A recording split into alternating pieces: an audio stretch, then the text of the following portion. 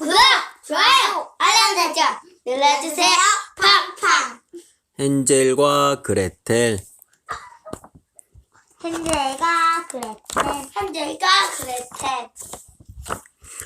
옛날에 가난한 나무꾼이 아내와 두 아이와 함께 살고 있었어요.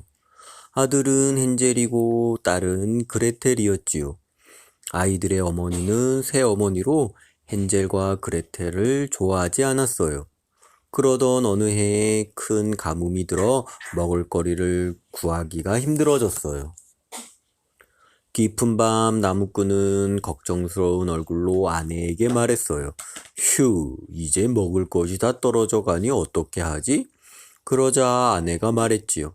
방법이 있어요. 내일 아침 일찍 아이들을 숲속으로 데리고 가서 버려두고 오는 거예요. 나무꾼은 깜짝 놀랐어요. 어떻게 아이들을 내버린단 말이요? 짐승들이 잡아먹을 텐데. 그러자 아내가 말했어요. 이러다가는 우리 모두 굶어 죽고 말아요. 너무 배가 고파서 깨어있던 헨젤과 그레텔은 새어머니가 하는 말을 모두 들었지요. 그레텔이 슬퍼서 눈물을 흘리자 헨젤이 그레텔을 달래며 말했어요. 걱정 마, 오빠한테 좋은 방법이 있어.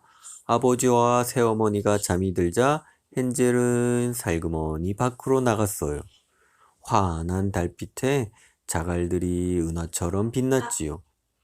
헨젤은 자갈을 잔뜩 주워서 주머니에 가득 넣었어요. 그러고는 집 안으로 들어와 그레텔에게 말했어요. 그레텔, 걱정 말고 어서 자. 이튿날 헨젤과 그레텔은 아버지와 새어머니를 따라 숲으로 갔어요. 새어머니가 점심으로 빵 한 조각씩 나누어 주었지요. 헨젤의 주머니에는 자갈이 잔뜩 들어있어서 그레텔이 빵 두 조각을 모두 앞치마로 쌌어요. 헨젤은 자갈을 떨어뜨리며 가느라고 자꾸 뒤처졌어요. 아버지가 한마디 했어요. 헨젤, 부지런히 걷지 않고 왜 자꾸 꿈을 대니? 하얀 고양이가 지붕 위에서 인사를 해서요. 새어머니가 신경질적으로 말했어요. 바보같이. 그건 해가 지붕 위에서 빛나는 거야. 숲 한가운데에 이르렀을 때 아버지가 말했어요. 얘들아, 불을 피워줄 테니 뗄나무를 주워 오너라. 불이 활활 타오르자 새어머니가 말했어요. 불 옆에서 쉬고 있어라. 엄마 아빠는 나무하러 갔다가 일이 끝나면 너희를 데리러 오마. 점심때가 되어 헨젤과 그레텔은 빵을 먹었어요. 멀리 도끼질 소리가 계속 들려왔지요. 하지만 그건 아버지가 매달아 놓은 나무 토막이 바람이 불 때마다 나무에 탁탁 부딪히는 소리였어요. 헨젤과 그레텔은 아버지와 새어머니가 오기를 기다리다가 그만 잠이 들었어요. 헨젤과 그레텔이 일어났을 때 이미 사방이 깜깜해졌어요. 그레텔은 겁이 나서 울음을 터뜨렸지요. 헨젤이 그레텔을 달랬어요. 울지마, 그레텔. 달이 뜨면 집으로 가는 길을 찾을 수 있을 거야. 곧 보름달이 환하게 떴어요. 헨젤은 그레텔의 손을 잡고 달빛에 은하처럼 빛나는 자갈들을 따라서 집으로 갔어요. 문을 두드리자 새어머니가 문을 열며 소리쳤어요. 아니, 이게 누구야? 아예 집에 안 들어오는 줄 알았다. 아버지는 기뻐하며 말했지요. 이제라도 애들이 돌아왔으니 됐지 않소? 또다시 온 나라에 가뭄이 닥쳤어요. 어느 날 밤 헨젤과 그레텔은 새어머니가 하는 말을 우연히 듣게 되었어요. 여보, 이제 빵 한 덩어리밖에 안 남았어요. 그러니 아이들을 버려야 해요. 다시는 집을 찾지 못하게 이번에는 더 깊은 숲속으로 데려가요. 아버지와 새어머니가 잠들자 헨젤은 지난번처럼 자갈을 주우러 나가려고 했어요. 하지만 새어머니가 문을 잠가 놓아서 나갈 수가 없었지요. 헨젤은 울고 있는 그레텔을 달래며 말했어요. 울지마, 그레텔. 무슨 방법이 있을 거야. 이튿날 아침 헨젤과 그레텔은 아버지와 새어머니를 따라 숲으로 갔어요. 새어머니는 점심밥으로 빵 한 조각씩 나누어 주었지요. 지난번보다 훨씬 작은 빵이었어요. 헨젤이 이번에는 자갈 대신 빵 부스러기를 떨어뜨리느라고 자주 걸음을 멈추었어요. 아버지가 한마디 했어요. 헨젤, 부지런히 걷지 않고 왜 자꾸 멈춰서니? 비둘기가 굴뚝 위에서 구구구 인사를 해서요. 그러자 새어머니도 한마디 했지요. 바보 같은 녀석, 그건 해가 굴뚝 위에서 반짝이는 거야. 이번에는 전보다 숲속으로 더 깊이 들어갔어요. 또다시 불을 피운 뒤 새어머니가 말했지요. 얘들아, 여기 있어라. 엄마 아빠는 나무하러 갔다가 일이 끝나면 너희를 데리러 오마. 점심때가 되어 그레텔은 하나뿐인 빵을 오빠와 나누어 먹었어요. 그리고 둘은 잠이 들었지요. 잠에서 깬 헨젤이 말했어요. 그레텔, 달이 뜰 때까지 기다리자. 빵 부스러기를 따라가면 집에 갈 수 있을 거야. 하지만 빵 부스러기는 아무 데도 없었어요. 새들이 모두 먹어버렸거든요. 헨젤과 그레텔은 집을 찾아 밤새 숲속을 헤매었어요. 아무리 걸어도 집으로 가는 길은 나오지 않았어요. 그동안 먹은 거라고는 산딸기 몇 알뿐이었지요. 사흘째 되는 날이었어요.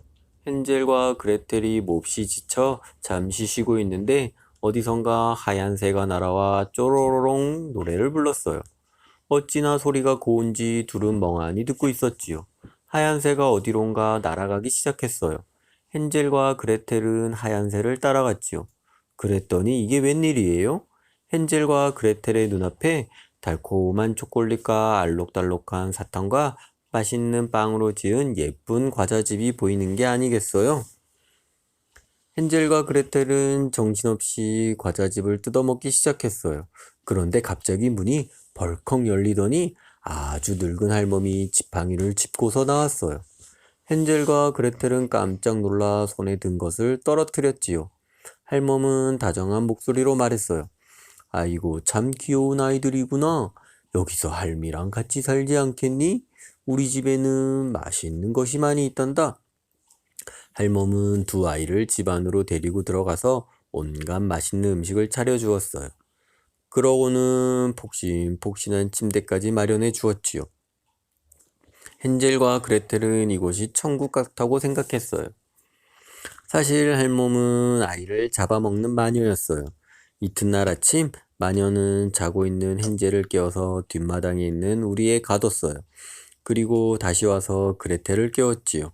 어서 일어나, 게으름뱅이야. 어서 내 오빠에게 맛있는 음식을 만들어줘. 살이 통통하게 찌면 잡아먹어야지.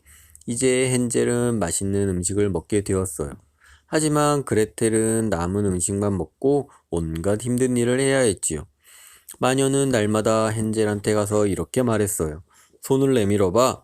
헨젤이 얼마나 살이 쪘는지 알아보기 위해서였어요. 그때마다 헨젤은 숨겨놓았던 가느다란 뼈를 내밀었어요. 마녀는 눈이 나빠서 그 뼈가 헨젤의 손가락인 줄 알았지요. 아무리 먹어도 헨젤이 살이 찌지 않자 마녀는 그냥 잡아먹기로 마음먹었어요. 그레텔, 오븐에 불을 지피고 나서 물을 길어 오너라. 오늘 헨젤을 요리해서 먹을 테다. 그레텔이 물을 길어 오자 마녀가 그레텔에게 말했어요. 이제 오븐의 온도가 적당한지 살펴보아라. 어떻게 하는 건데요? 멍청한 것, 그것도 몰라? 이렇게 하는 거야. 마녀는 오븐 안으로 머리를 들이밀었어요. 그 순간 그레텔은 마녀를 힘껏 오븐 안으로 밀어넣고 재빨리 새 문을 닫고 잠가버렸지요. 으악! 못된 마녀는 오븐 속에 갇혀 불에 타 죽고 말았어요. 그레텔은 곧장 뒷마당으로 달려가서 헨젤이 갇혀있는 우리의 문을 열고 외쳤어요. 오빠, 마녀가 죽었어. 이제 우리는 집에 갈 수 있어. 둘은 서로 끌어안고 기쁨의 눈물을 흘렸어요. 그러고는 마녀의 집 안으로 들어갔지요. 집 안에는 보물 상자들이 여기저기 널려 있었어요. 헨젤은 주머니에, 그레텔은 앞치마에 보석과 금화를 가득 담았어요. 헨젤과 그레텔이 숲속을 한참 걸어가니 큰 강이 나왔어요. 어떻게 건너야 하지? 배도 없는데? 헨젤이 걱정스럽게 말했어요. 오빠, 저기 하얀 오리한테 부탁하자. 그러더니 그레텔이 큰 소리로 외쳤어요. 오리야, 오리야, 우리가 강을 건널 수 있게 도와줘. 그러자 하얀 오리가 다가와 헨젤과 그레텔을 차례로 건네주었지요. 강을 건너 한참 더 걸어가니 점점 낯익은 풀숲이 나타나기 시작했어요. 그리고 드디어 저 멀리 집이 보였어요. 아버지가 숲으로 나무를 하러 가려고 막 집을 나서고 있었어요. 아빠! 헨젤과 그레텔은 뛰어가서 아버지의 품에 안겼어요. 아버지는 아이들을 숲속에 두고 온 뒤 한 번도 행복한 적이 없었어요. 그동안 심술궂은 새어머니도 죽고 없었지요. 헨젤과 그레텔은 아버지와 함께 언제까지나 행복하게 살았답니다. 끝. 이 책이 재밌었다면 구독과 좋아요 한 번씩 눌러주세요. 그럼 안녕. 링링링링.